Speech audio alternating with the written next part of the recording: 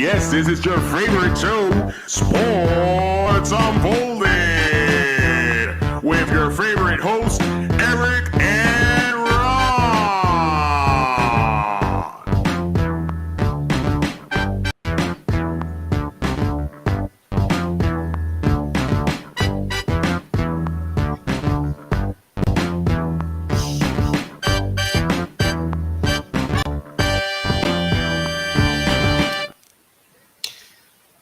Hey, welcome to Sports Unfolded, Season 2, Episode 26.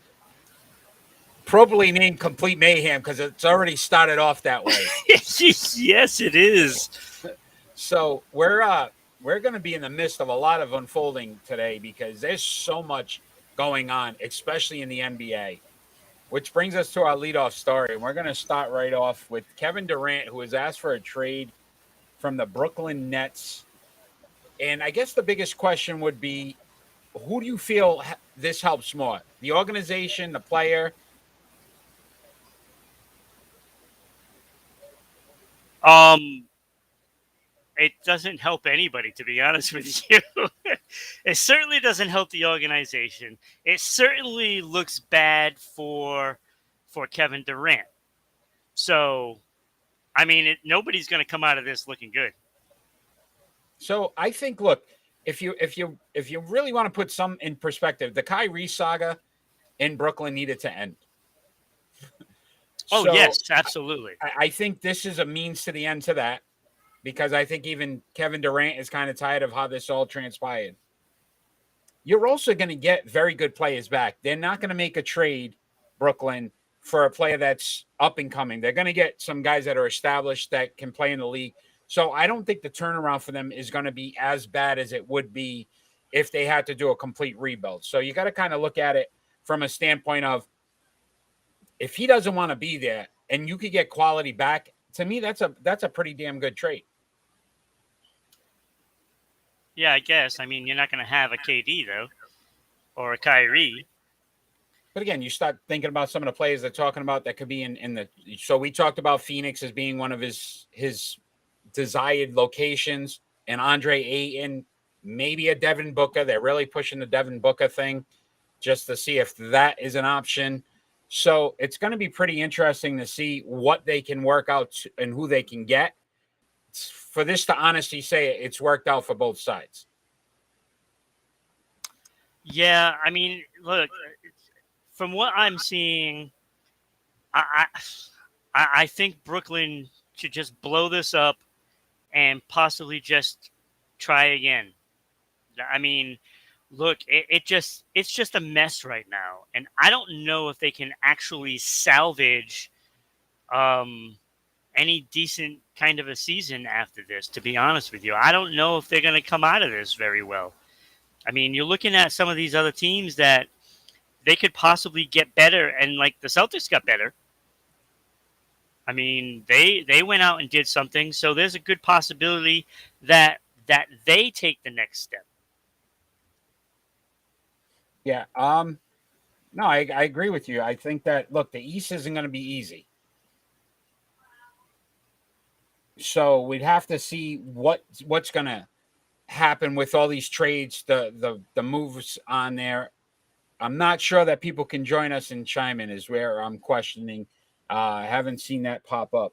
So if you can and you're out there right now and you want to chime in, just let us know that you're out there. We want to make sure we've had some difficulties this morning. Yeah. But there it is. Interesting. Now it popped up. So I would ask you this question, Ron. Do you not find it odd that KD, once he was with the Warriors, asked to get out and traded, and now he's asked again, but he's asked, his two desired locations are both to Phoenix and Miami, which were the two number one seeds. So this not a question of KD's mentality when it comes. Does he just want an easy ride to get a championship? I mean, that's again, I revert back to what I was just saying about how this might not go well for either side. And this is what we're saying. This is what I'm saying about the way it's looking for KD. It's not looking good on his end. You know what I'm saying? So Yeah. he's looking pretty bad coming out of this. Like, oh, it didn't go your way this year, so now you want to leave and you want to go somewhere else. It kind of reminds me a little of what LeBron has been doing. Jumping from team to team to try to catch on with championships. And he's stacking the teams, how he wants. And it did not go very well in LA. And it's making LeBron look bad. And this right here is making KD look bad. Let's not let the players dictate who they want on the teams anymore. When are you going to learn? When are you going to learn? I think some of the problem, too, KD hitched his wagon to probably the wrong horse. This is what I'm saying. It's like it's making Kyrie you look bad. Single-handedly to me, and I'm not a huge Stephen A. Smith fan, but he's really been on a tear about Kyrie and what he's done to this organization. And you see a lot of it because Kyrie simply has become that type of player that even now to trade him, there's not a lot of teams that are willing to take him on because you can't trust the fact that he's going to actually stay on your team, play with, the amount of time he needs to play on the court. We don't know what Kyrie's going to bring. There was a lot of rumors he was held in side practices after Steve Nash had run practice because he didn't like the way Steve Nash ran a practice. There was a lot of things that he said or did with the mandate that he didn't play, but then he'd show up to the games and be in the audience. And I don't understand all the things that he brought to the table. Kyrie hitched his wagon to that. And now the wheel fell off.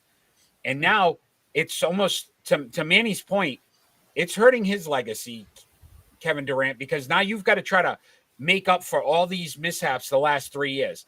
Kyrie begged Kevin Durant to sign with with Brooklyn because KD didn't play the first year because he was still recovering from that injury.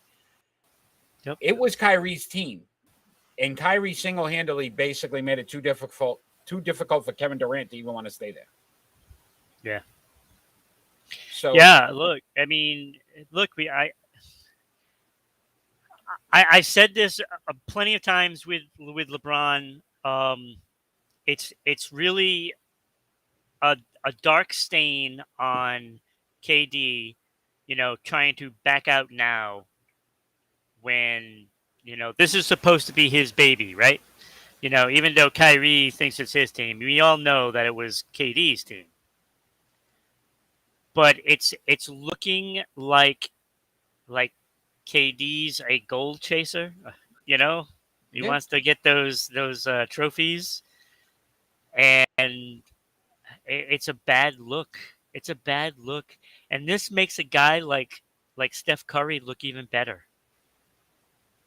It really makes Steph Curry look better, and I'll tell you, at this point, I'll take Steph Curry over KD. Think about a guy like Bradley Beal. Yeah. How many opportunities did he have to leave Washington, which has been a train wreck ever since he's been there? It's not even like you say, there was a couple of years where John Wall was, healthy and playing, and they had some decent seasons, but he just re-upped. He's staying in Washington. He's not going for the quick, easy run and let me just, hook up with some players and see what I can do. So I agree with Manny. To me, you start to question even the 2 championships he got with Golden State. Yeah. Because it really wasn't his team. He went on to a team that had won 73 games the previous year. Yeah. They had the best regular season. They probably would have won it anyway. Yeah. So it's just unreal. At least one of them. OMG, Jim Boyce joined us. Thunder's fan. I can confirm KD chasing gold. My argument, yes. Look, he was, and everybody seems to forget that whole run with OKC. And you think about where they started: Westbrook, Harden, Kevin Durant. I mean, that was such a. I was upset when KD left Thunder, and I was not happy about that. Like, I felt he should have stayed there, and And that was the beginning of the end in my eyes with KD. I thought, then he's just trying to go win somebody else's championships. And, he had a good core there, and he just needed to get another player there rather than go chase. Ron, let's look at the egos. Though, look at Yeah. all three of those guys have had problems somewhere. Yeah. Yeah. Like all of them. Absolutely. And it's just, so again, it's just, I think the current state of the NBA player and who they are or what they're about. And it's not about winning anymore. Yeah. And it's not even, I would say, so much about money. It's where would I feel more comfortable playing with who? And it doesn't matter what we do or what happens in that whole transaction. It's just going to be, well, at least I got to play with my boy, my buddy. That was my guy, and you saw it even with Jason Tatum tweeting out about Bradley Beal getting paid, my boy getting his bags of money. Like, who cares? He's not on your team. He doesn't represent what you're trying to do but they're so concerned about everybody else and what everybody else is doing in the league. Yeah. It's a me league. It's not a we league. No, it definitely is. So if you're just joining us, we had some technical difficulties at the beginning. This is Sports Unfolded, episode 26 of season 2, Complete Mayhem. We've already started with our leadoff story. I'm your host, Eric. Main man on the other side today, Ron. But we are excited about today. So thank you for joining already, Manny and Jim Boy. Let's go on to the NFL, my friend. It sucks that his loyalty can't be trusted. Yeah, and Jim, you nailed it, though. You got to consider KD a top 3 player in the league, but unfortunately, it's more about loyalty at this point. It doesn't make sense why he's leaving Brooklyn. It really doesn't. If you don't want to play with Kyrie, move Kyrie out. Why are you leaving? Yeah, that's the whole thing. He's more loyal to Kyrie, and Kyrie not being able to sign the long deal extension, and I think that upset him enough to say, look, I just want to get out of the organization. Crazy. So we're going to talk a little football right now, NFL. We're going to get back to basketball, so stick with us. We got so much basketball, NBA to cover today. But should the Cleveland Browns work out a deal to keep Baker Mayfield next season? So he said that they've both moved on, him and the organization. We know that there's an impending Deshaun Watson suspension. How long? Still not sure. They're saying maybe a couple weeks before we get the final verdict on that. But if you were the Cleveland Browns and you were running that organization, what is your thought process on Baker Mayfield? Well, I don't think Baker's going to play there. I don't think he's going to play. I don't think he even wants to show up, to be honest with you. Will that hurt him? Possibly. Because then teams will think, like, well, now he doesn't even want to play. So, I mean, is it better for him to show up and play? Probably. But then again, I kind of don't blame him. Because the way the Browns have handled it has been really atrocious. Oh, yeah. But how do you get back at a team more than this? I'm Baker Mayfield. I go out there and I ball. And let's just say I get to the AFC Championship game. Championship game, which is a possibility. The Browns still have a very good team. Right. I get my team to the AFC Championship. And you know what I do?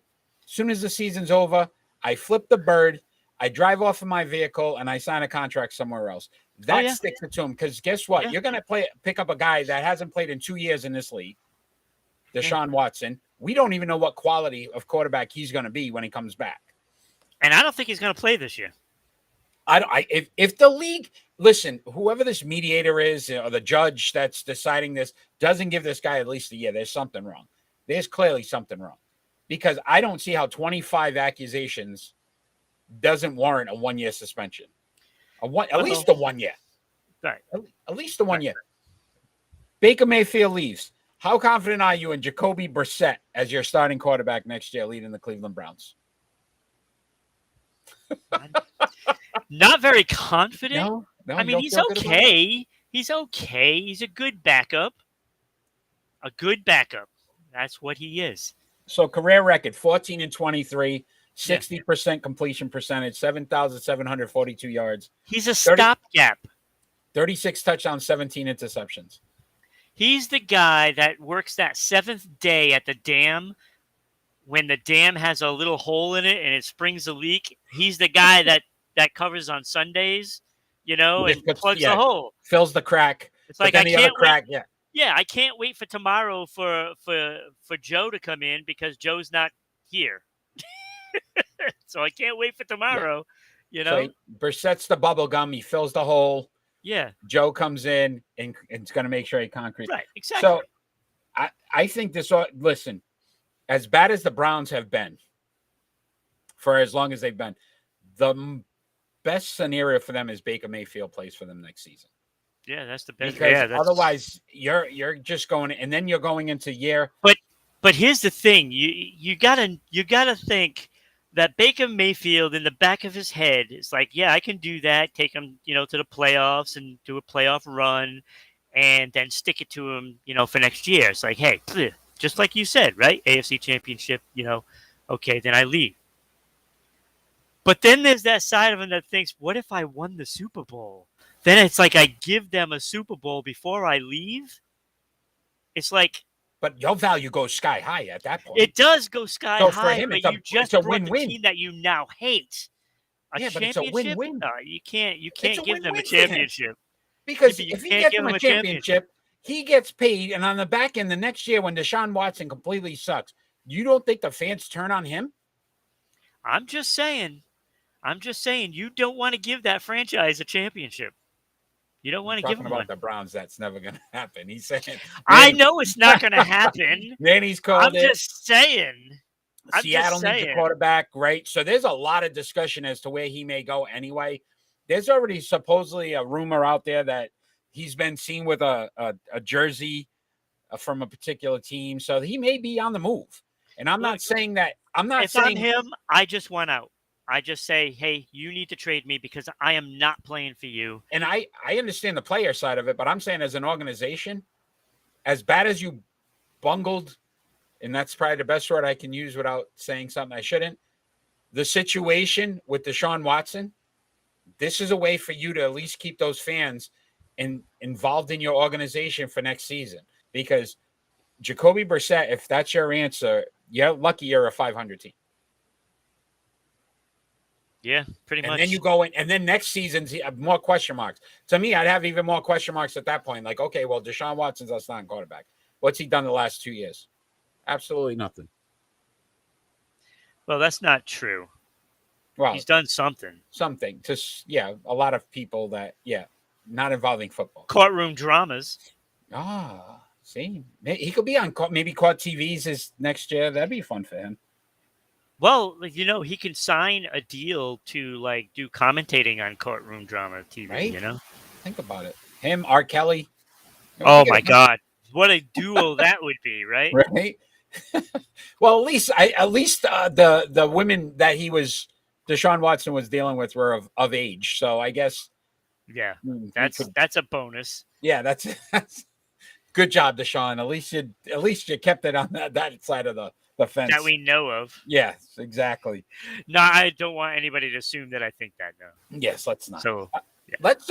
This is a fun triple play. We're going to go into our triple play, and I thought this was a little interesting. So we're going to discuss the Boston Bruins hire a little later in the show. We decided today we were going to discuss the 3 recent coaches of the Boston Bruins: Claude Julien, Bruce Cassidy, and Jim Montgomery, who is the new coach. And we're going to do a triple play on who we would start, bench, and cut. They do Hard Knocks next year with Deshaun from prison. That would be an interesting. I like that. That would be phenomenal. Oh, Jim Boy, that was absolutely priceless. I saw one, the longest yard, like the re-up, like they do a new longest yard with Deshaun Watson. That would be dynamite. There we go. It's already in the making. Let's make that film. And then you could probably get Miles Bridges to be in that too. So, yeah, for Charlotte, so he could probably be on one of those shows after the situation he had with his wife. So again, these guys, there's a lot of questions on some of these athletes out there. But triple play, you are going to decide because you lead us off which coach you're going to start, you're going to bench, and you're going to cut. From your organization, Claude Julien, Bruce Cassidy, Jim Montgomery, the last 3 Boston Bruins coaches. Boy, you're not giving me good options here. Wow. These are your Yeah, I guys. said that. Yeah, I know. There's clearly something wrong with every one of these candidates. But I guess I would have to start Claude Julien because he's the most winningest coach in the Bruins organization history. And the funny And thing he is, won a Stanley Cup. So there's that. This is how proves to you you're a hockey guy, because you even said it in the French, Julien. Yeah, Claude Julien. Okay. Look, he's a good coach. He's very defensive. If there's one knock on Claude Julien, it's the fact that he doesn't let the players play. So he kind of stifles talent, but he plays such a good defensive game. Well, not him. He has a good scheme defensively that it wins, and he won a championship.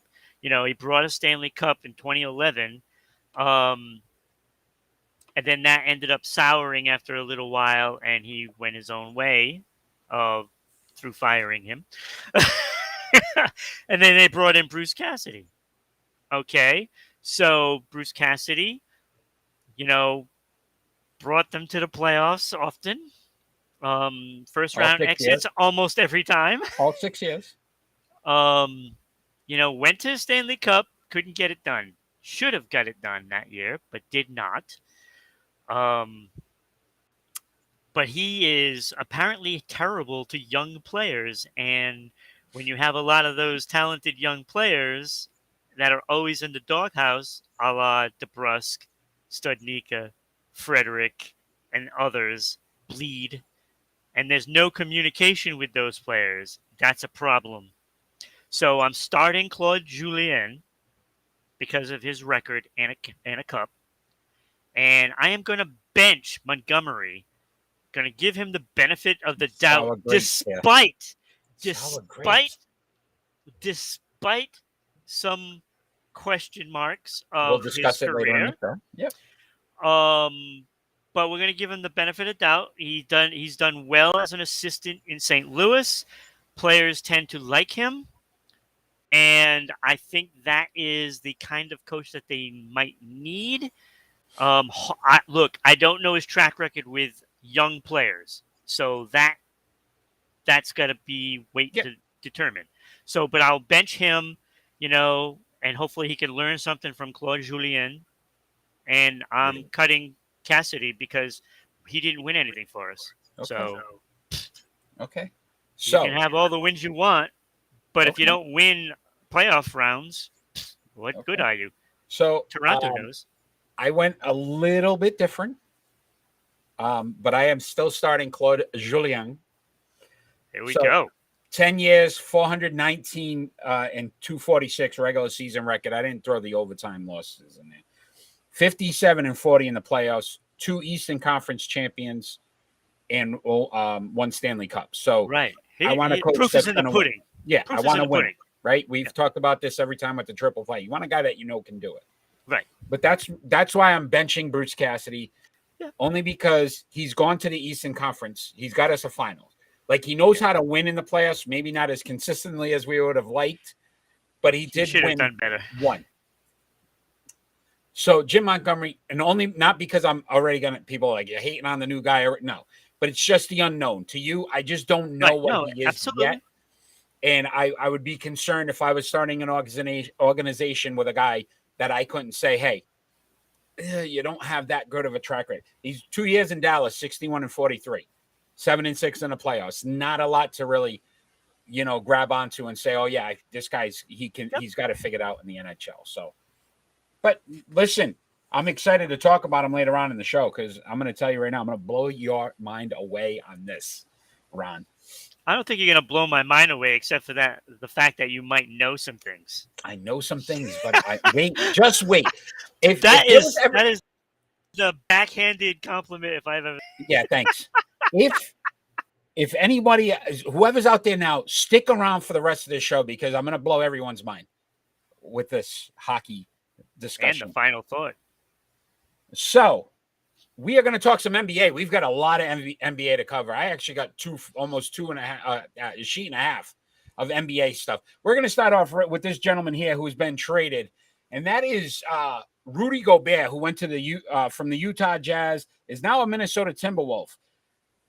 There's a boatload of players that went with this. So Malik Beasley, Patrick Beverley, Gerard Vanderbilt, Leandro Balmaro, the number 22 draft pick this year, Walker Kessler, and 4 first-round draft picks, 2023, 25, 27, and 29. Do you like the trade?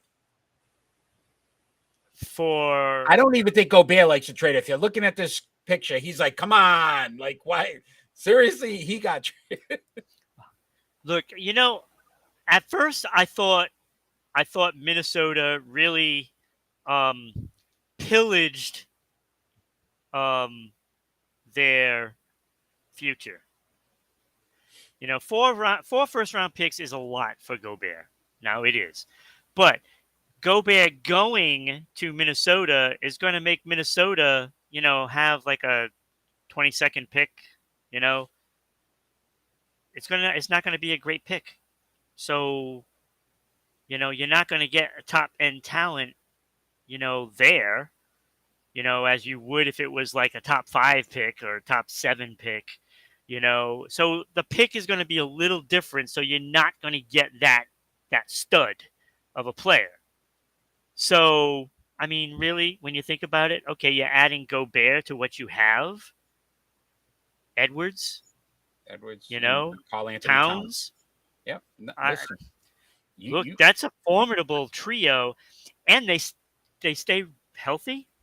Yeah. Like everybody's touting, how the LA Clippers, they're now the best team. Yeah, they're a MASH unit. Yeah, it's like they're always hurt. Yeah. Kawhi Leonard hasn't played in almost a year and a half. Yeah. Paul George, I think, played 30, and John Wall's played like probably 30 games in 3 years. Right. So, yeah, okay, taking the talent, yeah, okay. But are they really going to play a full season? Are they really? No, Haven't they're proven not. they can. So, don't tout them as the best team if they're not going to be on the floor. This, however, I think this puts Minnesota in the conversation for a contender. Now it's like you got to look, okay, now what's Denver and Dallas going to do, to keep up?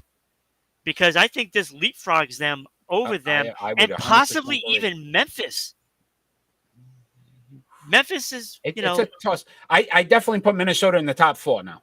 Yeah, that's what I'm saying. And did I not call Utah? I believe it was last week or the week before. I said Utah was going to sell out, and Danny Ainge. Yeah, traded Danny. This is what he does. Yep. This is what he does. So let's talk about his former team, Danny Ainge, the Boston Celtics. They pulled off a trade as well. They acquired Malcolm Brogdon from the Indiana Pacers for Daniel Tice, Aaron Nesmith, Malcolm Fitz, Nick Stakis, Jawan Morgan, and the 23rd first-round draft pick. Your thoughts on this? That's a steal. That's literally a steal. What did they give up besides the first-round pick that's going to be, in the 20s? Tice, 8 and 5, Daniel Tice. The motivator, the engine that didn't play in the finals. Exactly. And then they'll trade something to get him back at the deadline. Look, I think, and there's some people already starting to criticize this, which blows my mind. Here's my only concern. Brogdon really has missed a lot of games in his career. Yeah. He's an injured. But last season, he played 36 games. He averaged 19-5 and almost 6 assists. He's a lifetime 37, almost 38% three-point shooter. What are some of the weaknesses that Boston had in the finals? They didn't have a playmaker who could bring the ball up and distribute properly. Turnovers. Right? Turnovers. They didn't have a guy that they could rely on to throw up threes other than Jaylen Brown and Jason Tatum. How well did that work for us? And they didn't have a guy. He's not a young kid. They didn't have a guy that they could trust in a crucial moment to make the right play, the right call. Right. So now you can move smart to a shooting guard, maybe bounce those guys all down a little bit. Jalen plays a small forward. Tatum plays a power forward. And then Robert Williams, right, with Brogdon. Now you're looking at a squad that, look, you don't need – you're going to get Marcus Smart 12, 15 points a game. Yep. But now he can focus more on defense and just moving No, around. I like it. That's a great starting lineup. And you bring in guys like Horford off the bench, and you bring in, Grant Williams. Like, Indiana wanted Grant Williams in that trade. And Yeah. Brad Stevens said absolutely not. He kept the same guys that he had in the playoff rotation. He kept those guys. So you even think of a standpoint from a just understanding of the league and getting experience, what they did last year, and you didn't lose any of those guys. Yeah, no, that's look. I mean, we'll be the first ones to say Grant Williams had a terrible finals. Terrible finals. Absolutely. But he's still young, and I think that the experience that he just got is going to help them down the road, say for next year. And I'm sorry, like, look, the turnovers are what cost them. It wasn't the fact that they couldn't hit threes consistently, because they could have just gone in for the easy two, like when Jalen gets that catch and shoot jumper, like he hits it all the time. He hits it all. He doesn't have to dribble the ball through everybody and try to make something happen. When somebody's dishing him the ball, that makes it easier, because now you got a guy that can dish it to either Tatum or Brown, and now that eases up the pressure on who is going to get the ball, and then you take that shot, because the chances are when you get it, you're going to get open. So if you look at what Steph Curry does and why he's successful, a lot of screens. Yeah. This guy, and he runs around those screens. If you're the primary ball handler, you can't do that. No. Tatum and Brown couldn't do that stuff, where now they'll be able to do that. You can set screens, give them opportunities to get open, cut the, drive the lanes. I love this move. And Gallinari, said he wants to sign with Boston for the minimum. That's going to be a major signing as well, because now you get a guy off the bench that can go for like 20 quick. Yeah. Listen, we said they needed some pieces. Them getting to the finals last year, they're getting their pieces now. You stay healthy next year, Rob Williams. I got him back in the finals. I got him back in the finals in the East. Well, you have to wait to see what everybody else does, but don't. But that addition makes them the best team in the East right now. I love it. Now. Such a good move. Watch out though. The Bucks too made some quiet. Joe Ingles, who's one of the best 3-point shooters in the league. Little House on the Prairie. His cousin. He signed. So he's one of the best 3-point shooters. He signed with the Bucks, and they re-signed Portis. Yeah. Those were two big signings that are going really under the radar. But Ingles was out last year, and look what happened to Utah. They struggled because his shot, he's like a 40+. Yeah. 3-point percent shooter. That's big for them as well. But let's go. We're going to talk about some deals that have been made. And we're going to go down we're going to list some 5 guys. It's almost like a pick and roll, but not a pick and roll. And we're going to see which one you think is going to be more beneficial to their team. Obviously, based off of the money, the years of the contract, the team in general. And we're going to start off with Nikolai Jokic, who signed a 5-year, $264 million deal, which was the biggest NBA signing to date now. So he is the highest paid player, or the highest paid contract. Does he remind you of Rob Gronkowski at all? I mean, the features of him, yes. Yeah. The personality, no. No. Yes. The features. I love this move. I do too. And I think, look, what is Nikolai Jokic? He's not a high flyer, super fast. His game will translate for the next 5 years. He will be the same player in 5 years that he is today. Yeah. Maybe even a little smarter. It's not about him. It's about what they build around him. I love this. This was the best signing to me, because you kept a guy that Listen, Denver doesn't have a lot.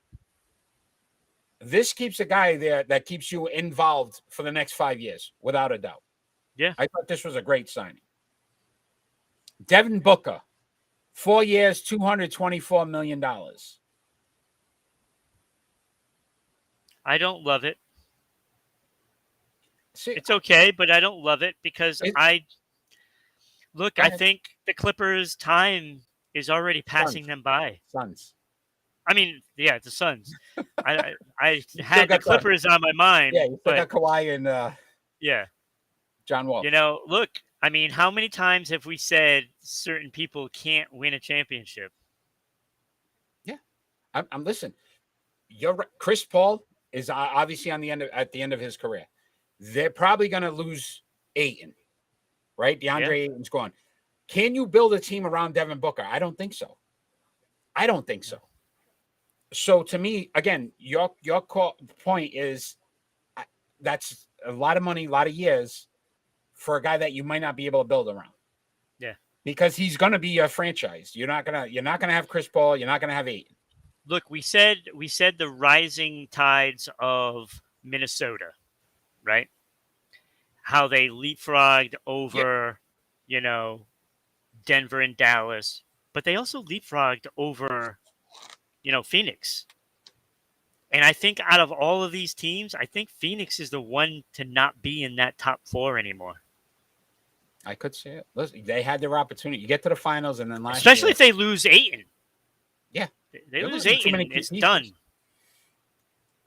So I know how excited you were about this signing, and I'm sure that this one is by far your favorite.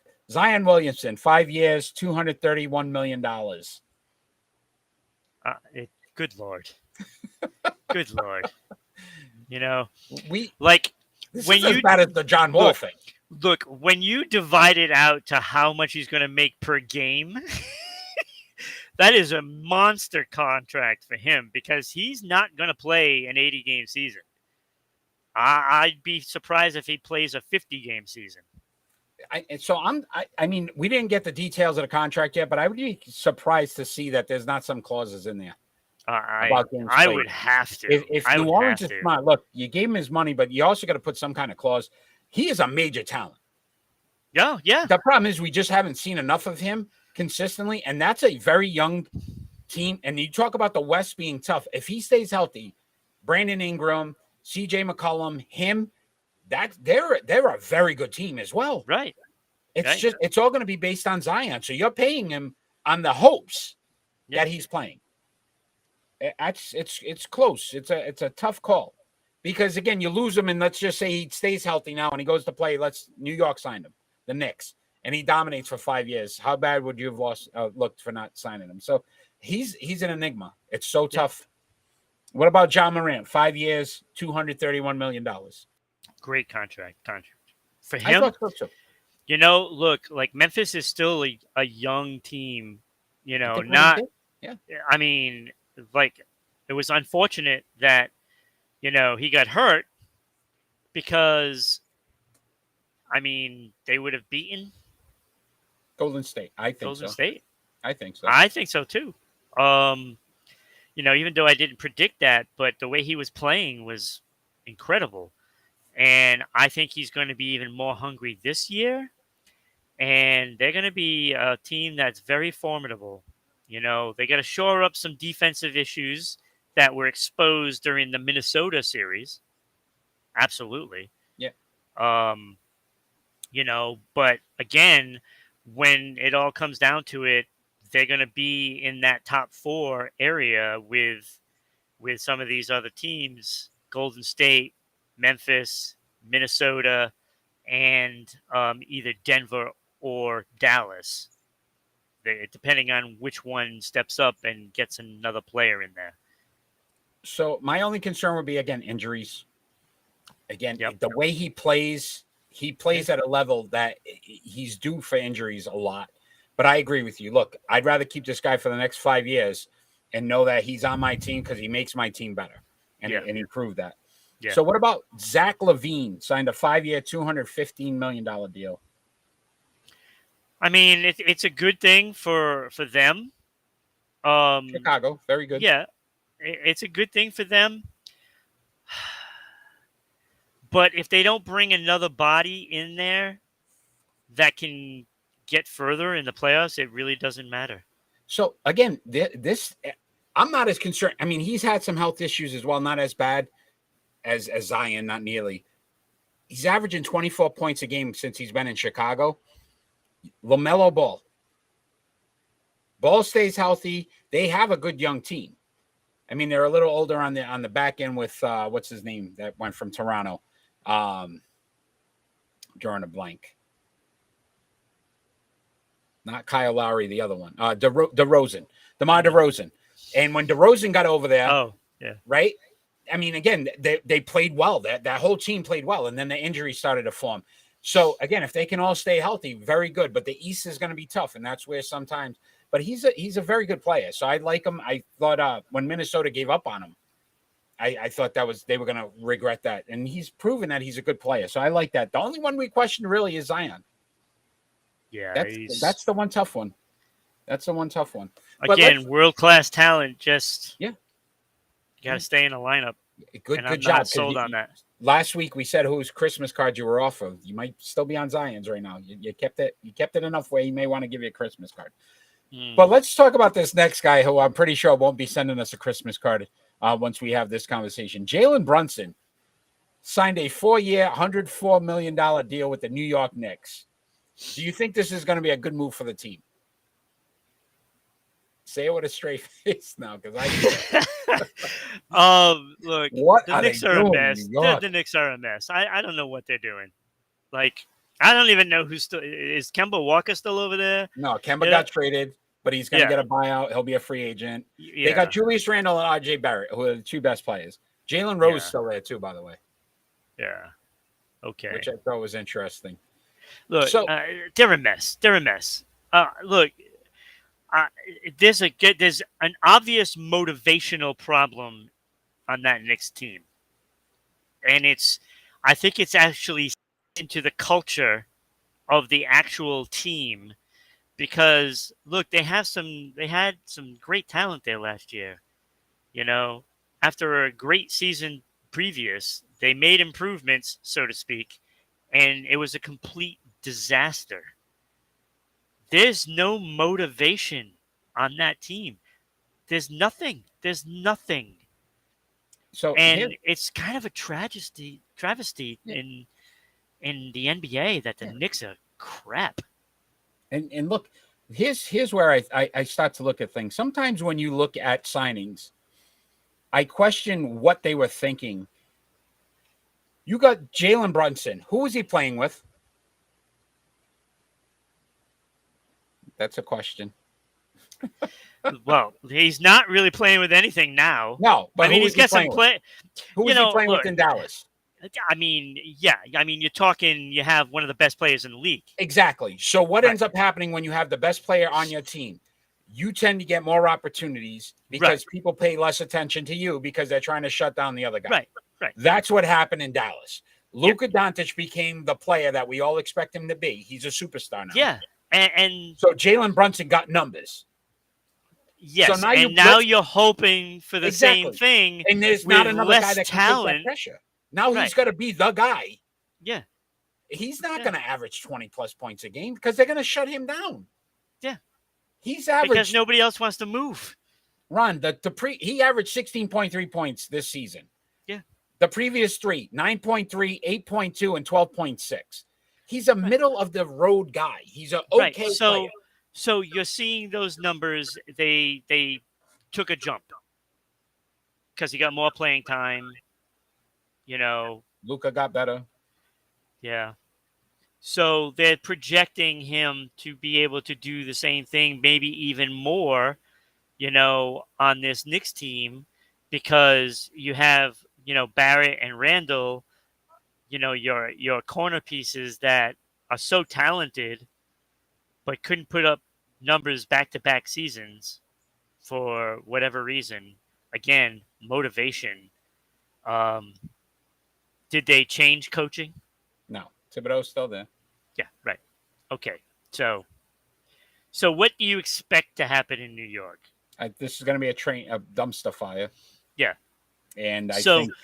look, I can't wait to see the New York newspapers And I feel the bad for headlines Yeah, once Bob Brunson. basketball season starts, and you got the Brooklyn Nets and the New York Knicks competing for those back pages of the sports section, and who's going to be the dumpster fire first. Yeah, it's a shame because look, I don't think Brunson's a bad player. I just don't think he could be your number one. If he was a 2-3 guy, and you're saying, okay, look, if he had stuck around in Dallas and they ended up getting a Gobert or you know what I mean, a Kevin Durant, and it's the three of them, I'd like that. I think he'd and now you got to wonder what Dallas is thinking, because now they need a guy. Yeah, they need a point guard. So, and if you had him and then you still needed a guy, now you need two guys. Yeah. Yeah, Luka needs because some help. They got to do something. So Dallas, I would expect, is going to get somebody, but I don't think they're going to go and get two guys. Other than Woods, so right? they're just going to be the status quo, and then you're talking maybe Denver will go out and get a guy, and then that'll put them over Dallas. Denver healthy. Porter and Murray with Jokic. Oh, I'm loving it. All right, my friend, we're going to talk some baseball, Major League Baseball. Who? And we're going to bring up a picture, and you're going to go, what the hell is that? That is your new umpire. I've already, yeah. That is your new umpire in 2024. Well, so go ahead. No, I was going to say something, but, Go ahead. It can't do any worse. The umpires just suck. I'm sorry, they suck. You can't tell me what a strike is. You can't tell me. We know in theory what the strike is, but when the umpire is back there and you see him standing over one shoulder, it's like, okay, so all the pitchers on the other side of the plate, they're all going to be screwed. Okay, I want an umpire that's standing there the same and right up the middle, and I want to see him make that call. Boom, boom, boom, boom.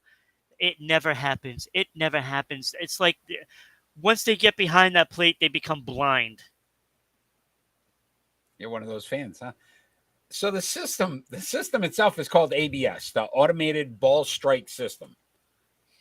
It's currently being used in the minors. They're actually saying that I'm sorry, ABS, a big suck bag. They're saying it works pretty well. So here's the downfalls of it. You can't really argue with an umpire anymore. Yeah, there's no arguing. It's pretty funny, actually. That goes out the window because basically, what are you going to argue? It's not him making the call; it's the computer. Yeah, I'm curious how this would work from a standpoint of we don't see this in any other league. Like you'll see instant replay, you'll see things like that, but not an actual thing that affects the call of a game. Like you're calling balls and strikes now with a computer. It's not like a penalty in the NFL and they got a computer that's saw the hold and you know what I mean, it's telling you throw a flag or a foul on a drive to the lane in basketball or a hit in hockey which cross check. Those refs are still making those calls. Yeah. This directly affects the game. It's a little weird to me. I don't know. Does it improve baseball is my question. So it's a little weird. Okay. But the thing is, it's always going to have the same ball and strike zone. Yes, they said it's very consistent. At least you have consistency in balls and strikes because I'm watching baseball. I don't even know what game it was. It was some game on ESPN, and I'm watching it, and the pitcher threw it right down the middle, but because the catcher had a tough time catching the ball, it was called a ball, and I'm like, what are you looking at? Just because the catcher doesn't catch it doesn't mean it's not a strike. So it's going to be consistent. I'm a little skeptical on curveballs and stuff like that. I don't know how that's going to work. I don't know how it's going to work. Off a box. So right. I read it, and it's a box, and it's like a 20-inch box or whatever it is. Right. And as long as it hits so it's a boxes. true strike zone, how it's supposed to be, and you don't have to worry about, getting basically screwed on on a pitch. So let me ask, will it make you want to watch Major League Baseball more? It's not Will going to it? make me not watch it more. Would it would it improve the I game? already don't like watching it. So It's you do tough feel to like watch. it'll improve the game, but It'll it's it'll not a reason improve for the you to ball and strikes. It'll be much more consistent than an Okay. umpire. Okay. I think it will be. It might matter, up at the top of the strike zone. It might not catch that strike zone just right or the bottom, but it will consistently call the pitch a certain way. It will Okay. be consistent on that. No, it's a good way to look at it. And the only questions I have, can it take over first, second, and third too? And I'm sure at some point they'll figure that out too. I mean, I don't know. I think mean, it the might ump's be still good. going to be there though. That's the weird part of it. He's still calling it. He's just being told what it is. Yeah, that's the weird part. It's almost like if you think about what the pitchers and catchers are doing now. Yeah. Where they got the computer and it just talks into the air and there's no signals. It's similar to that. Where Throw a fastball. Yeah, so you know what I mean? So what I'm reading now is it literally tells you ball strike. Yeah. It tells the umpire. So it's not like he's still making the call. It's just I don't know. So how are they setting it up? I mean, is it going to block the view of? Is the umpire going to block the view? No, Is the catcher going to block the view? I think it's in it's in the stands and it comes down and it into the box, the pitches, the batter's box. In that area, it's weird. It's going to be weird. I don't know. We'll see. We got a couple years to wait. If you really want to check it out in the minors, it's in the minors right now. Hey, it's face-off time. And we're going to talk some college football. So there's been a big move. USC. So wait a minute. So you're telling me all those comments on your baseball rankings, we're not going to mention that? We could definitely mention it that if you haven't checked this out, check out every Tuesday. We release our Major League Baseball rankings. We have had so many comments and concerns. Some merited, some not. If you actually look at the date it's posted, there may be reasons why a team's ahead of another team currently because it was just happened to be before they played each other. But the New York Yankees have remained on top for quite some time now. It's week 13. I believe they've been on top 12 of the 13. Is that because you're a Yankee fan, or is it because they're the best team? They are currently the best team in baseball. We have Mickey, my main baseball guy. He does all of the baseball rankings for us, and he actually takes his time looking at matchups from a pitching staff, from hitting. He breaks it down to a point where it's scientific at this point. Oh, so you're calling out the fans that they attacked me with the hockey rankings, and I did the same thing. Yes. So I was just giving you a hard time. Oh, good. Good. And I've always, and for the record, I've always given you props for your hockey I know. rankings. Oh, so I know. I've never not defended you on those. So we're just saying that the fans are wrong. Sometimes. Not all the time. Sometimes. When it comes to our rankings, yes. We're never wrong with our rankings. So face-off time, my friend, and we're going to talk some college football. So there's been a couple different moves now. USC and UCLA are moving to the Big Ten, which has 16 teams, so I don't even know why it's the Big Ten anymore. But are you for these moves or against these moves? You are first this week, so you get to decide if you agree with these or you do not agree with these.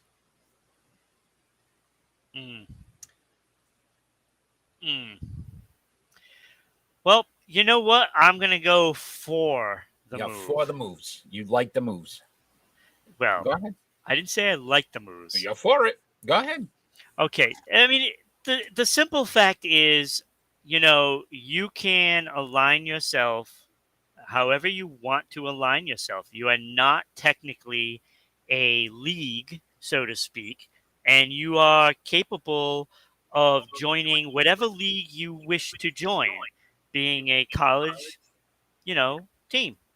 So you're basically independent, and then you're joining up with one of these leagues, to give you the best of the competition or whatever you're looking at as a college. Now, do I agree with having 16 teams in the Big Ten? No, I don't. But if they are invited and they want to go, then they should be allowed to go because they're independent of any league. It's different when you have a pro league, say like NHL, MLB, NFL. That is a league and it has teams involved in that league, and that league gets to dictate, basically who is in there. Okay. So here's why you're wrong. So what I would say is this. First of all, you shouldn't have a West Coast and East Coast teams in the same conference. It makes no sense. It's going to happen now. The Big Ten has East Coast and West, right? So it doesn't make sense to me.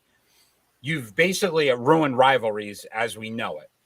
And I will say it doesn't make sense that football conferences and basketball, they're all in different conferences now. You can't even tell who's in what conference anymore because the Big East football and Big East basketball are different. Yep. They're not the same teams. Notre Dame doesn't even have a conference. The Pac-10 now is the Notre Dame has never had one. Right? Exactly. So this is because true independent. It's all about finance. They've got a contract. Yeah. They get paid by NBC, so they're not going to do it. But yet their basketball team's in one of the I think the ACC or the Big East or whatever. They're in one of them. I don't even know which one they're in now. But the basketball team is, but the football team, it's just getting to a point where you're not even going to know. And so it'll be the Big East, and we're going to have a team from California in the Big East, and you're going, wait a minute, this doesn't make sense to me anymore. In a way, you're right, but again, it is not any. These colleges don't belong to anyone, and they can really join whoever they want to join. And they're under contract in some, and they get paid big bucks to join those conferences. And this is what it's about. It's all about financing. It's all about money. It's ridiculous because again, at the end of the day, if I'm a fan of Providence College, and now they're gonna play, Santa Clara, and then it's a game at 11 o'clock at night. What interest is it for me to follow a team that I can't even watch 3/4 of the time because they're gonna be on the West Coast because that's part of their conference? It's a joke. It's a joke. Oh, I don't doubt that. But again, I just bring up that they don't belong to anybody. It's not like they have to be in any particular league. And that is the problem. This is all why I don't like college football. That's part of the reason why I don't like college football, because you get one team that plays a team that is so bad and they get blown out 50-3 if they're lucky. You don't ever really know who the best teams are. It's just power conferences now, and it's going to turn into two conferences that have all the top teams, and then all those teams will beat each other up, and then those teams won't be on top, and guess what they'll do? They'll move to another conference because now they want to dominate again. That's where we're going with college sports, and it's ridiculous. Now, if they just make one complete league, and divide it up, properly, and basically force these colleges to be part of this league, or you don't get any games within the league. Period.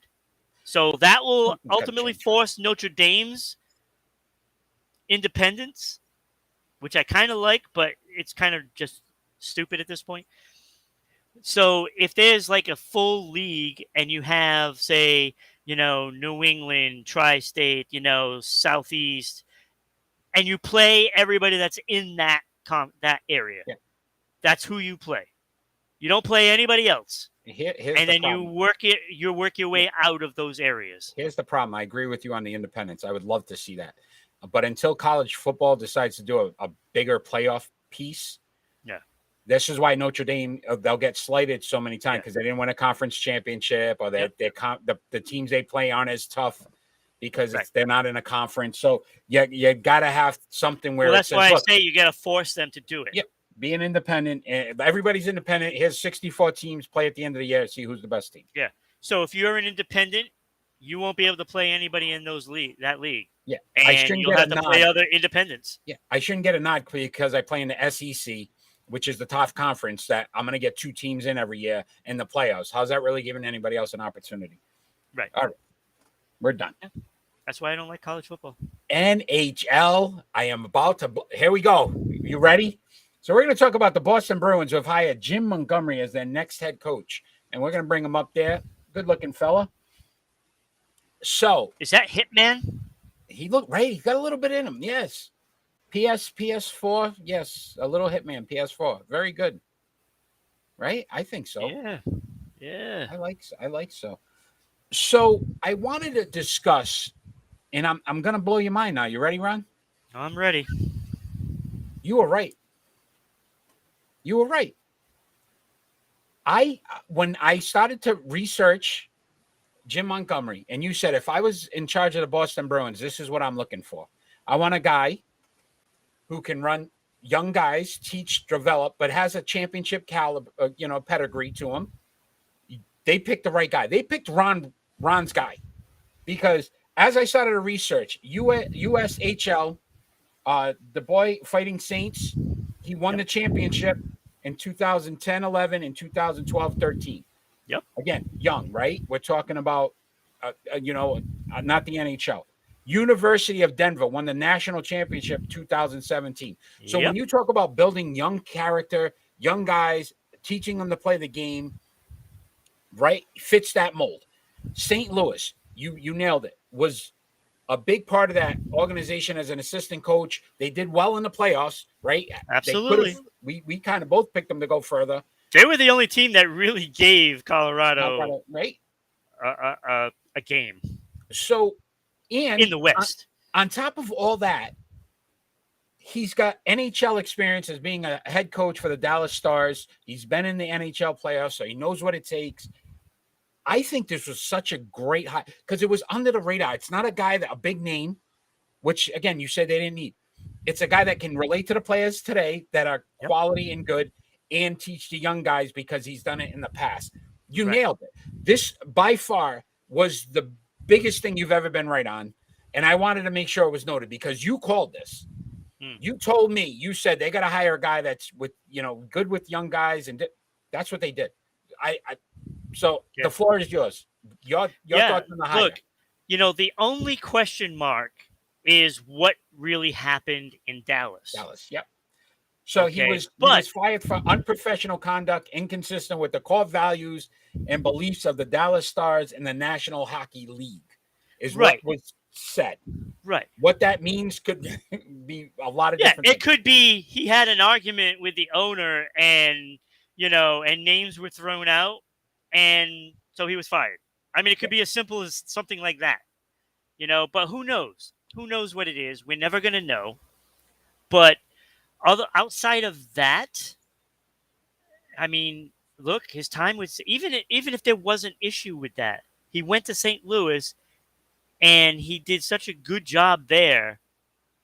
He grew. And that is look at Bill Belichick's first run as a head coach. Exactly. Very good. So if he can be half of that, I'll take it. Because half of all those championships, I take one. Take one. I think the Boston Bruins organization did their homework. Yeah, because they didn't need a Barry Trotz coming in. Bergeron, Marchand, Pasta. Those guys don't need a Barry Trotz. They know it has to get done, and for what it's worth, they pour their heart out on the ice every single game, and they need somebody that's going to bring in those young players to equal to the challenge of those veterans that are out there, and that might have a scheme that can compete against those tougher teams like they did in St. Louis. And if you don't think that he was a big part of that, you don't know hockey, because those assistant coaches are very important. Oh, big time. And the fact that he turned himself into a rehab clinic shortly after being fired, he realized he had a problem. Yeah. He got the help he needed. You didn't hear any stories coming out of St. Louis that they had any problems. So to me, look, it makes sense. It clearly makes sense. I love what you said because to me, I saw it come together with this hire because I Yeah, can see some of those young guys that you were talking about that need an opportunity that may not have gotten it in the past, yeah. having that opportunity now to contribute and And hopefully it helps. I'll tell you this to extend on that even more.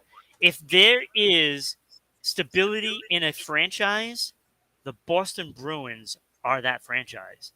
Because when you think of how long, people have been in the organization itself, they tend to stay there. And if I Look, real Cam quick, Neely, all this Sweeney time, just re-signed, right? Sweeney just Sweeney got a just construction, re-signed. right? And, Yeah, yep. and look, yes, maybe his drafts haven't been that great. They've been okay. They've had some hits, in later rounds that have worked out pretty well. And look, Jake DeBrusk is not a bust. Jake DeBrusk is a good hockey player. Zaboral, who was drafted in those 3 back-to-backs, I got some news for you. Zaboral is for real. That guy is going to be a hell of a hockey player. I loved how he was playing this year, and it was unfortunate that he got hurt because they could have used him. So I think they hit 2 out of 3 in that draft. And that's the draft that everybody points to where they had 3 picks in a row and they didn't pick, the big guy that ends up coming out, like a Barzal or something like Yeah. that. They didn't pick those guys, during those picks. Well, DeBrusk hit. I don't care what anybody says. He just couldn't get along with Cassidy, and that was obvious. And he wasn't the only one. So, and Zaboral to me is a hit. He just needs to make sure he stays healthy, because when somebody gets an injury, then you think, oh my God, this could be forever, like all the time.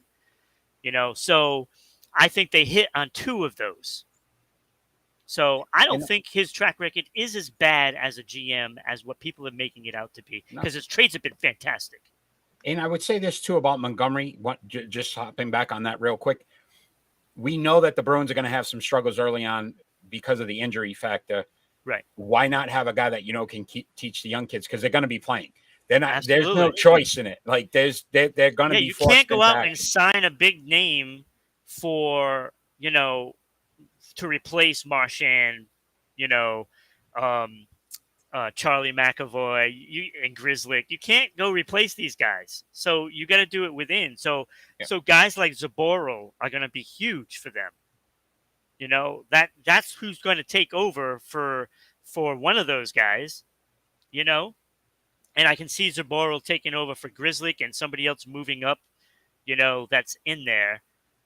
And that's what's going to happen. So you're going to have 2 young defensemen to go in there along with that. So, I mean, you can't have Cassidy do this. You can't. And they made the right decision. No, great move. Great call by you. Seriously, that was unreal, because like I said, I wanted to give you so much credit for that, because as I started doing the research, I'm like, that's exactly all the points you hit. Yeah. So your hockey. If people ever doubt your hockey, that proved your hockey. So we're going to talk. We want to congratulate the Colorado Avalanche. They won their 2000 Stanley Cup, right? So congratulations to them. So we just wanted to talk a little bit about your thoughts on their victory and then the NHL season. Was there any things that stood out to you as a whole in the season? Oh, absolutely. First of all, with Colorado, did they not just dominate? Really? I mean, they dominated. I thought it would be a little different playing the Eastern teams, but it wasn't. It wasn't a difference, because they are super fast, super talented. They're gonna have a tough go of it though to repeat, because unlike Tampa Bay, I don't think they can re-sign everybody. Yeah. You got some key pieces that are going to be free agents. And we'll talk about that, on the next hockey show that we do, which probably should be next week. Because there's going to be, Kadri is a free agent. That's the big one. And he had a great season. Yes. And I don't know. I don't know if they can pay him. So, It's going to be tough. It's going to be tough for them to repeat. It 'Cause never they're really gonna is lose some easy to guys. repeat. And you think about what Tampa Bay did. It's almost unheard of in today's sports. I mean, Right. you've seen it a little bit with the Golden State Warriors, but it wasn't consecutive. Yeah. You I know, think with basketball, I think it's different because they can sign people for a lot of money just Yeah, staying yeah. there, and that's But the thing. the thing was, we said it all year. Tampa Bay, they're gonna run out of gas. They're gonna run out of gas. And I would say that stuck out to me most was the playoff run they had, where every time we were like, they're done, it's over, there's no way, and they came back and Yeah. they ended up getting past the series and getting to the cup finals. So Yeah. I thought that was great. I thought again, even with the Bruins and just how you can see a team go so high and so low during the course of a year, like they looked so good for a while there that you said, okay, this is a playoff, a winning caliber team.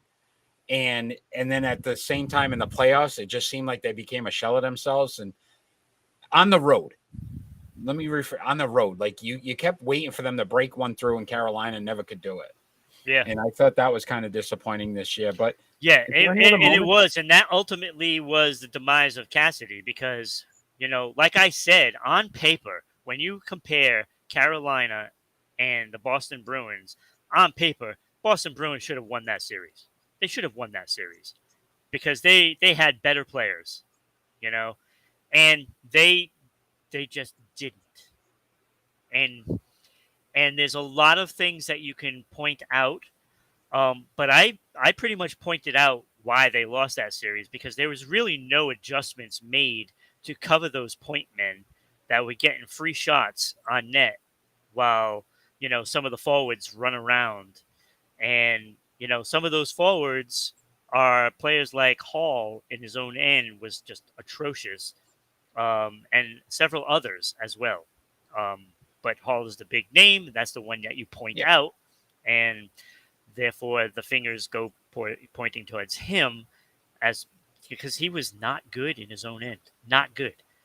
And so when you look at stuff like that, then you can understand why they let go of a coach.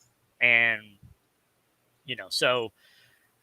and there's other teams that are in that same boat. San Jose just fired their coach, the whole staff. Yeah. I'm sure you'll start to see a lot more moves now that the season's over. And we'll definitely do a hockey show to kind of we get the draft, I believe, next week. And then, free agency, is going to go crazy, probably a lot like you saw in the NBA today. You're going to see a lot of that because now some of these teams are thinking, okay, we need this because there's no way we can compete with Colorado. Yeah. So the first thing is those teams in the West are going to be gunning for Kadri. Because what better way to improve your team in the West if you take a piece away from the team that just won? So I want you, if you get an opportunity, Ron, and I watch this, and I don't know if you have, so I wanted to make sure.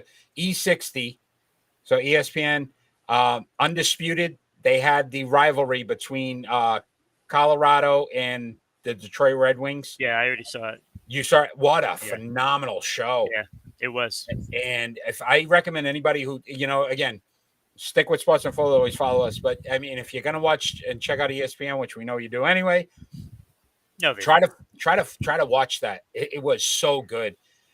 Just when you talk about where we are today in sports to back then and how rivalries were, and there was hatred.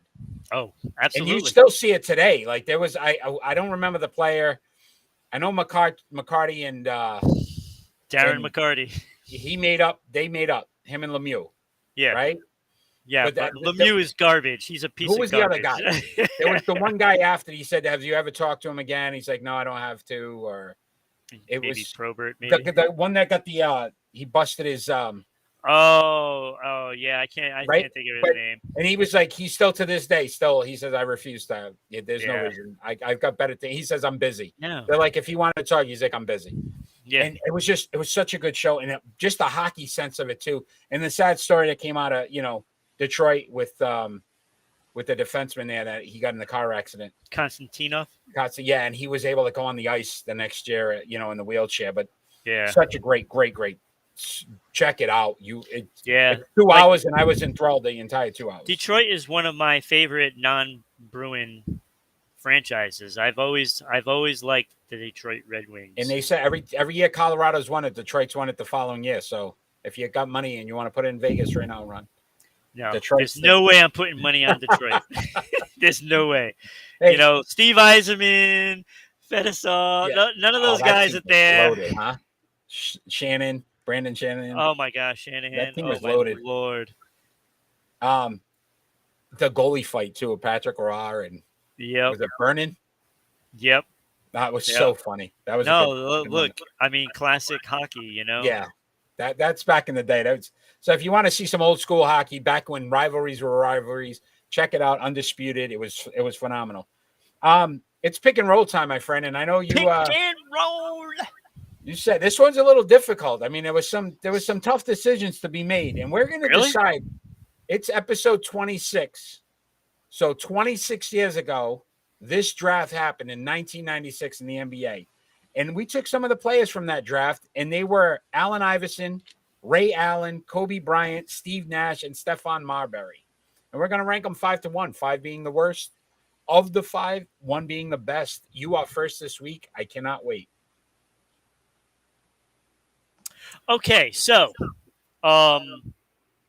this to me wasn't really that difficult. Okay. Number 5, I put Stephon Marbury. Okay. I'm looking at your reaction. It's like, no, I'm just listening. All right, Stephon Marbury, 19.3 points, 3 boards, 7.6 assists. Only 2 All-Star games. Wow. Yeah. 2 All-Stars. And only 2 times on the All-NBA. Scratch everything else because he got nothing else. Nothing. Nothing. Hey, you remember our argument a couple weeks ago for last week for Face Off? No. Stephon Marbury, high school. Just so you know. Go ahead. Keep going. Yeah. Okay, so 19 points, 7 assists, almost 8 assists. That's not bad. Yeah, I know. Look, they're good numbers. I get Yeah. it, Eric, but he only got 2 All-Stars. Yeah, I got you. So not that great. I'm not that agreeing. great. Okay, we'll see.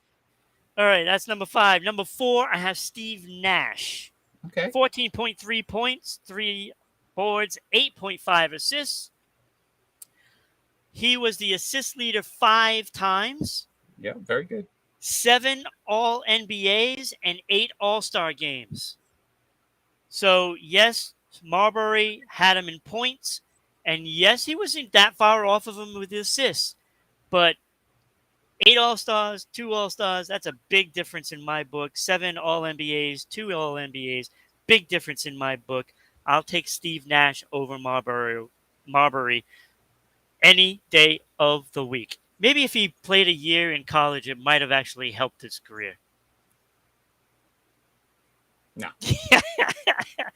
All right, number 3. This might be a little controversial, but I'm going Ray Allen at number 3.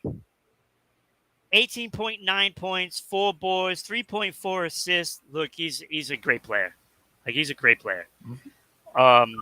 10 All-Star games, 2 All-NBA, and 2 championships. You're going to say, because you know the next guy doesn't have right, doesn't have one. But, again, this goes back to what I was saying. Did you win the championship, or did you ride a coattail to a championship, or did you just help win a championship? Well, he didn't win the championship on either team. You know, when you win one in Boston with Garnett and Pierce, you're not the first or second guy. When you win one in Miami with all those boatload of players, you are not the focal point. And I don't care if he hits the shot that you need to win a game. I get it. He's a great shooter. But 2 championships, great. I love it. And I think he deserves that.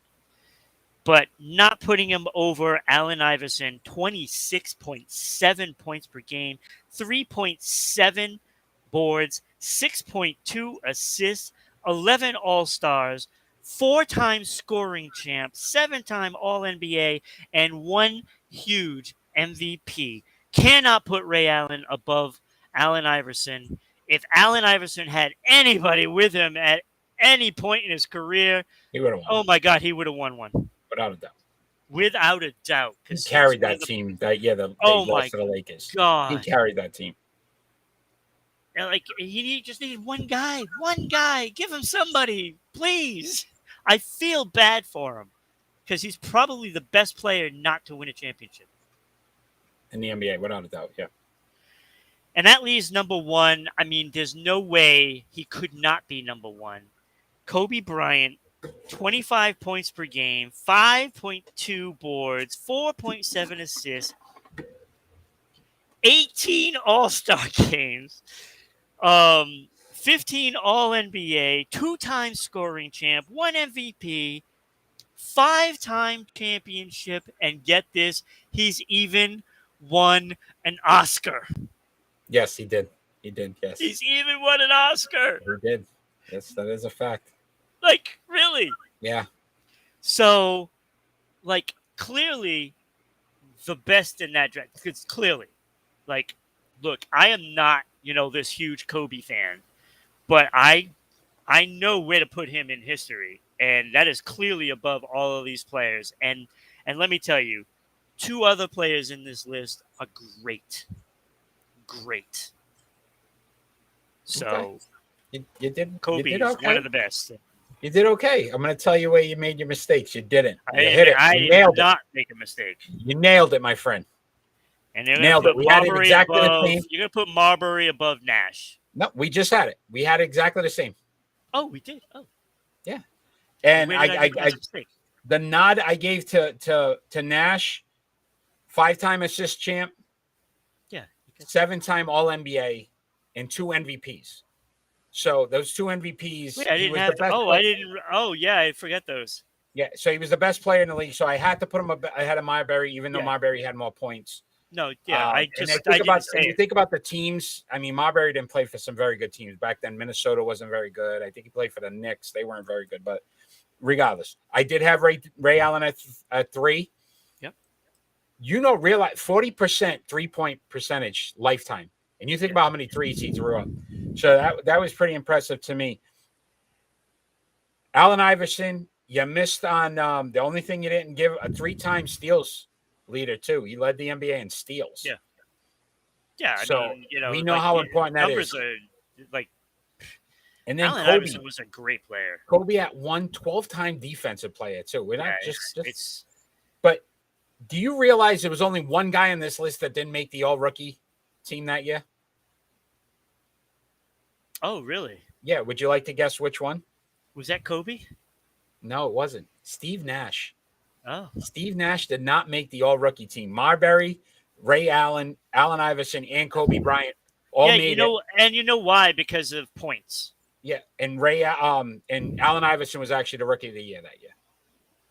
So Yeah, that's just it was. I was like, wow, they all made the All Rookie. Oh wait, Steve Nash did not, which was kind of funny. Which actually makes sense because if you're a point guard, chances are you're not scoring as going to much. start, or get full playing time.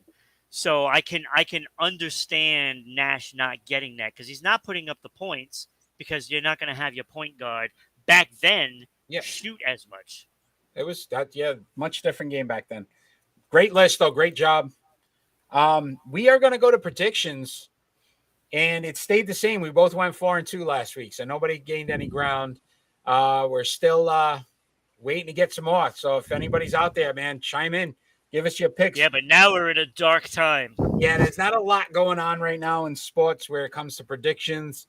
On baseball, we definitely try to make sure we do 3-game series so that it actually could be a winner. But if you'd like to join in, please do. We'd love to get more names on this list. Like, so, where's Kenny? Yeah, Kenny. Yeah. What's the frequency, Kenneth? Yeah.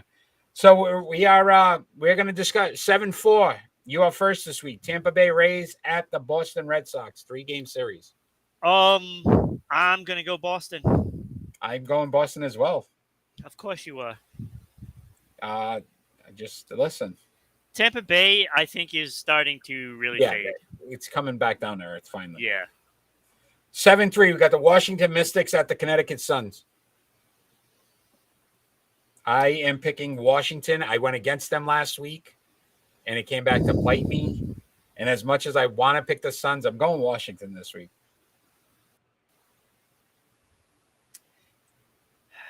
I was going to go Washington. You can go But part of me Washington. wants to just go against you.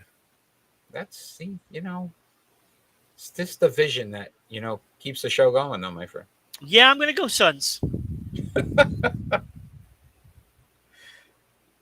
That's the Suns in this league aren't going to cave.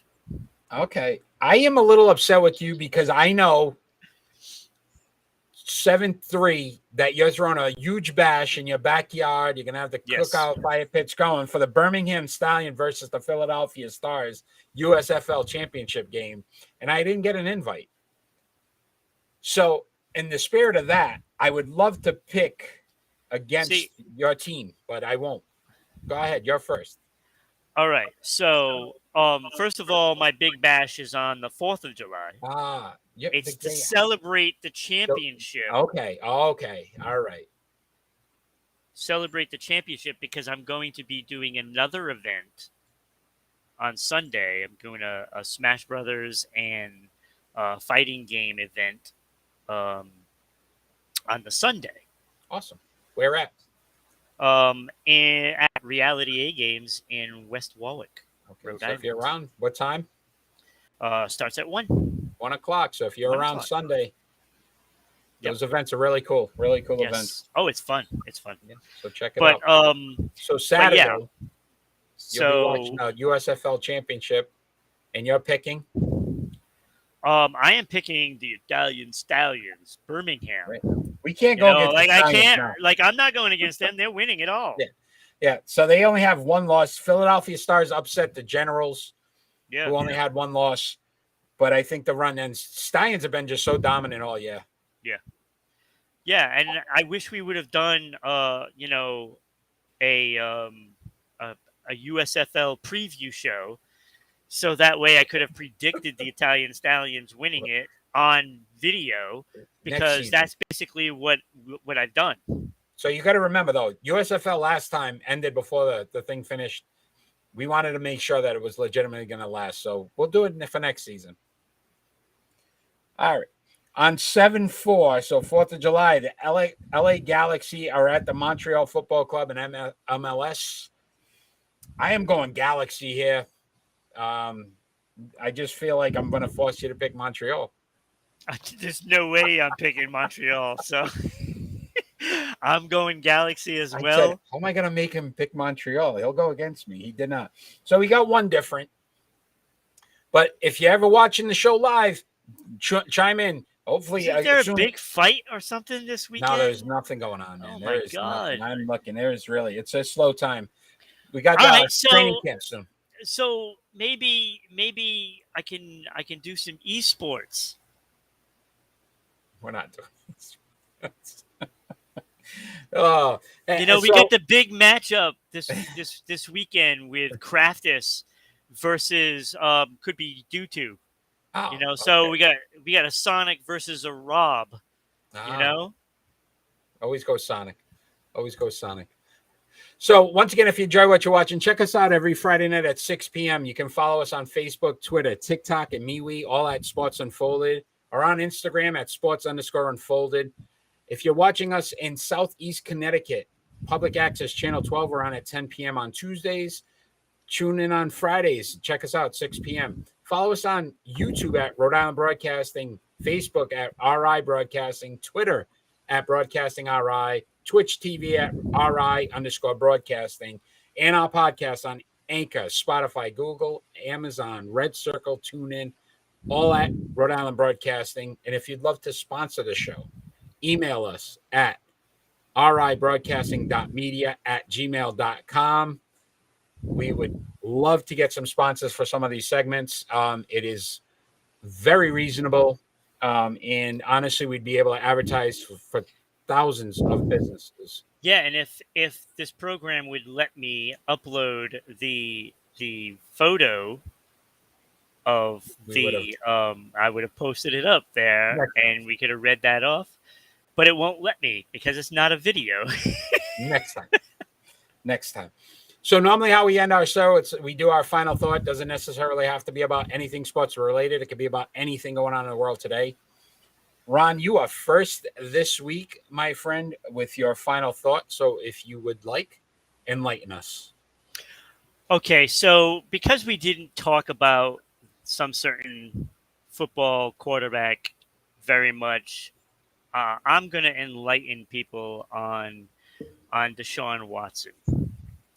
Look, this whole thing is an absolute debacle from top to bottom. You know, from the moment things happened to now, it's taken way too long to figure out what they're going to do. Look, Deshaun Watson obviously did something. Obviously. And when you're degrading women, you need to be held accountable because you cannot allow something like this to happen ever again.